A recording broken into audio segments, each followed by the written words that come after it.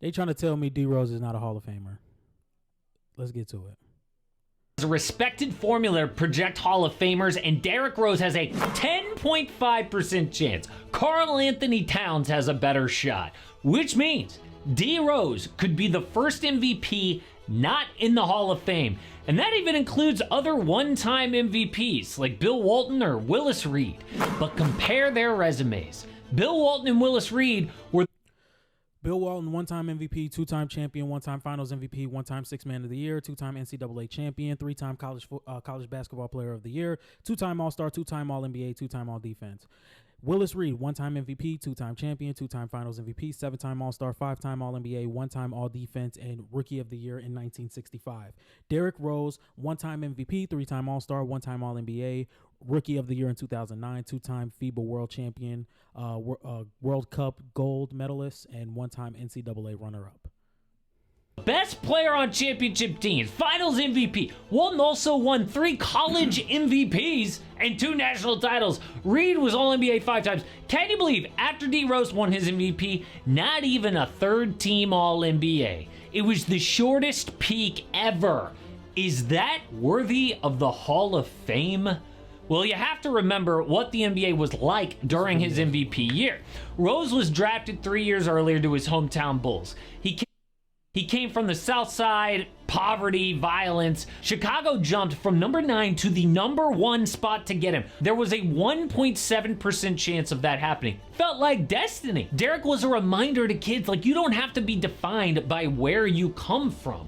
But in Cleveland, LeBron just broke up with his hometown on national TV. Imagine if a girlfriend did that to you. Are we staying together? No, everyone, no, I'm going with him. Much more successful and better looking. So people were rooting for D Rose and hating on LeBron James. The media wanted any reason to not give him his 5th straight MVP. But if you ask the stat nerds, D Rose didn't deserve it. Had worse numbers than LeBron, including... Yeah, a lot of people were saying Derrick Rose didn't deserve that MVP.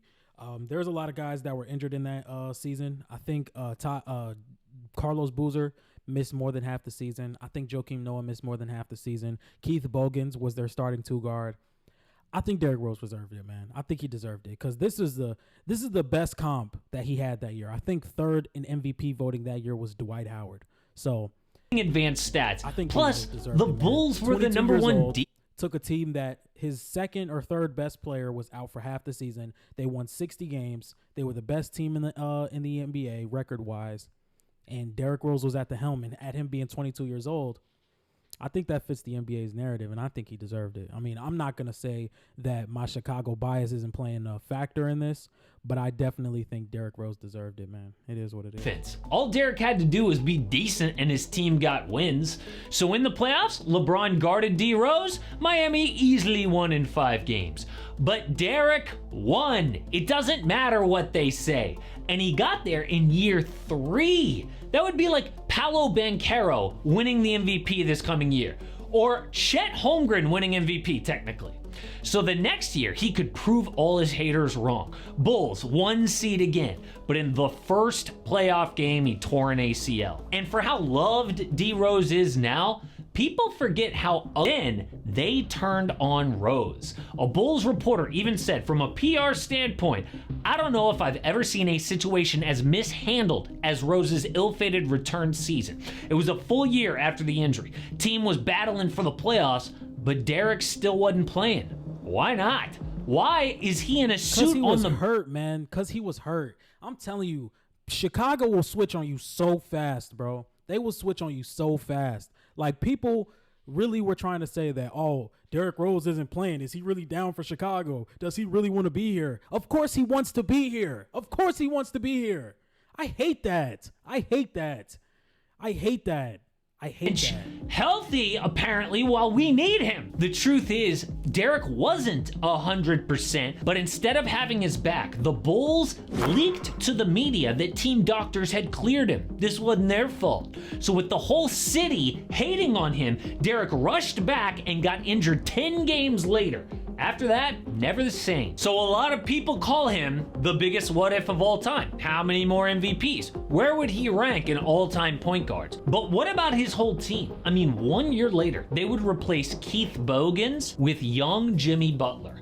How good would they have been together? Maybe Jimmy and D Rose both have a ring, but all we've got is this 2-year peak. And Rose continued to play 11 more seasons. So let's look at other guys with similar career stats. Did they make the Hall of Fame? Well, Derrick finished with 17.4 points and 5.2 assists per game. There are actually 15 eligible players with career averages around that. They are on your screen. 8 of them are Hall of Famers, 7 are not. D Rose right in the middle. So yeah, it's not out of the question. But Rose has something none of those guys did. Not even Scottie Pippen. You can't measure it. No one knows where it came from. For some reason, D Rose is still one of the most loved players years after he was even relevant. ESPN did a study in 2018, 7 years after the ACL. Rose was the 36th most famous athlete in the world. More popular than Tom Brady, Venus Williams, and a bunch of soccer guys. In 2022, the Action Network did a study on most marketable, like popular or cultural impact. 1 LeBron, 2 Steph, 3 Derrick Rose.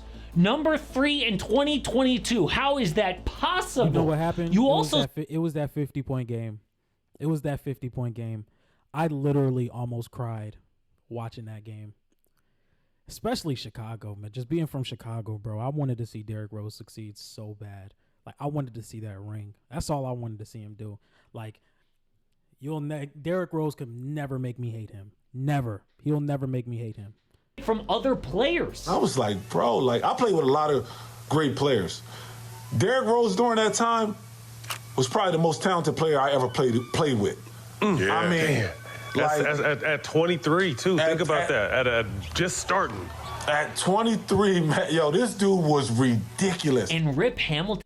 People were faking sicknesses the night before they had to play against Derrick Rose. Played with Michael Jordan.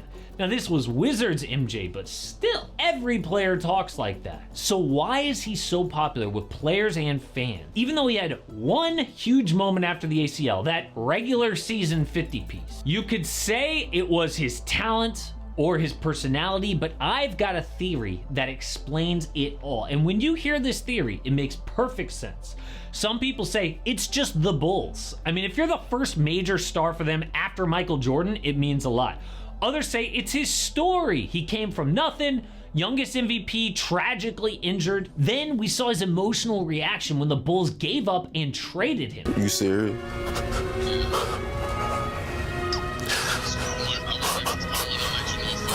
It's funny how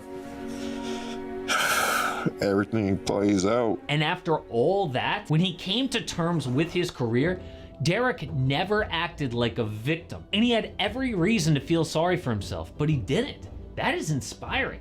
But I've got a different theory on why he's so loved. My theory is D Rose is the rock star who died young. Kurt Cobain, Tupac, D Rose. They never got too old, which is uncool, and those guys never made a bad album because they didn't have time to fade off. They'll always be remembered at their peak, at their coolest. Now, D Rose didn't die, obviously, thank goodness, but his elite skill did. And normally, we build guys up just to tear them down. It's like, oh, he's so good, expectations through the roof. Then when they don't meet those expectations, they get slammed like Trae Young or something. I mean, imagine if Ben Simmons got injured right before his big decline. He'd be loved. So according to stats, D Rose is not a Hall of Famer. But basketball is different than baseball or football. For example, in baseball, there have been 57 MVPs not in the Hall of Fame. Obviously, steroids a big part of that, but 57 MVPs.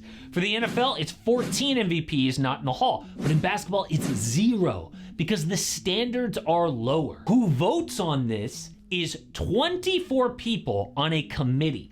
It's Hall of Famers, NBA execs, members of the media, and other experts, whatever that means. A finalist has to get 18 of 24 votes to make the Hall of Fame.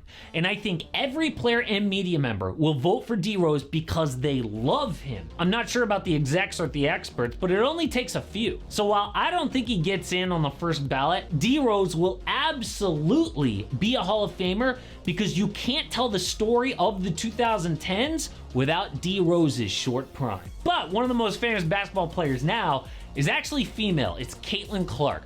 She is a Nike athlete, signed a huge deal, but for some reason never got a signature shoe. Probably more famous than Wemby right now in the US. And Nike's got an official reason why she doesn't have a shoe, but the actual truth is terrible. All right, man. I think D Rose is a Hall of Famer. If you guys don't think so, let me know in the comments. Peace.